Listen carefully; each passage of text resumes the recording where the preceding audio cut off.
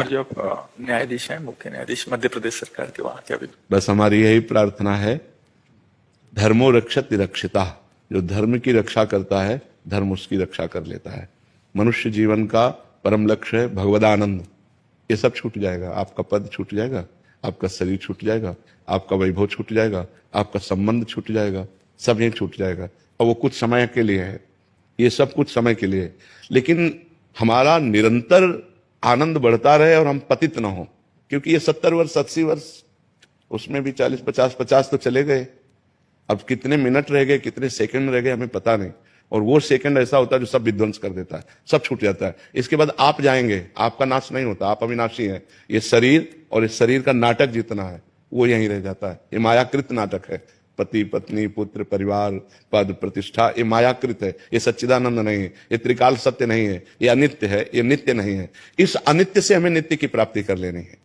अपने पद के कर्तव्य को पूजा बना लेना है और भगवान को वो पूजा समर्पित कर देनी है। बस इसी से भगवत प्राप्ति हो जाएगी। अर्जुन जी को कह रहे हैं युद्ध रूपी पूजा कर। गले काटना जब पूजा हो सकती है तो हम अपने न्याय को धर्म से युक्त करके दोषी को दंड देना ही है।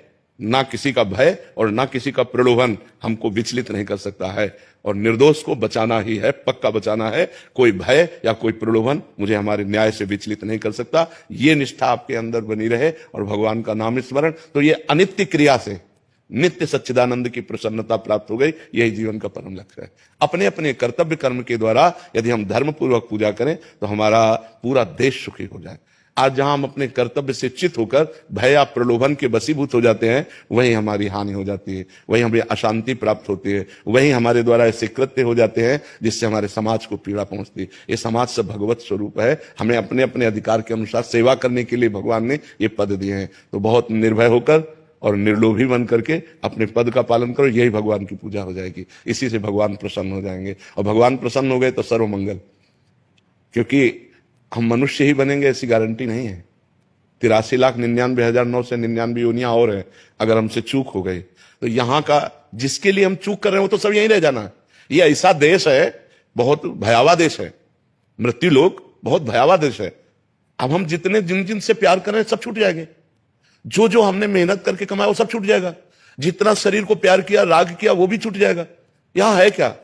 किसी व्यक्ति को ऐसे देश भेजा जाए कि तुम खूब कमाओ, सब व्यवस्था करो, लेकिन जब वहां से निकाले जाओगे तो निर्वस्त्र करके निकाले जाओगे। तो कैसा भयावह देश है।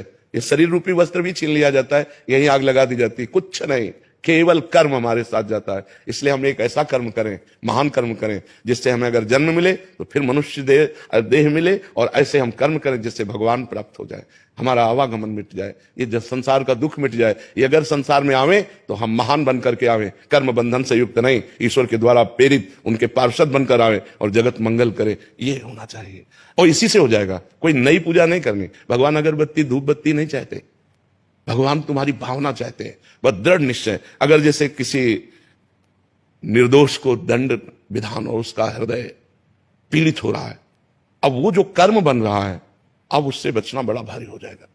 तो हमको सपोर्ट मिलता है कि हे भगवान, मैंने तो कुछ देखा नहीं, जैसा वकील प्रमाण देते हैं उसके अनुसार हम निर्णय करते हैं। भगवान हमारे निर्णय को आप देख लीजिएगा। नाथ, मेरा इसमें दोष नहीं, मेरे सामने जो प्रमाण है उन्हीं प्रमाणों के अनुसार हम आपकी प्रेरणा से निर्णय करते हैं।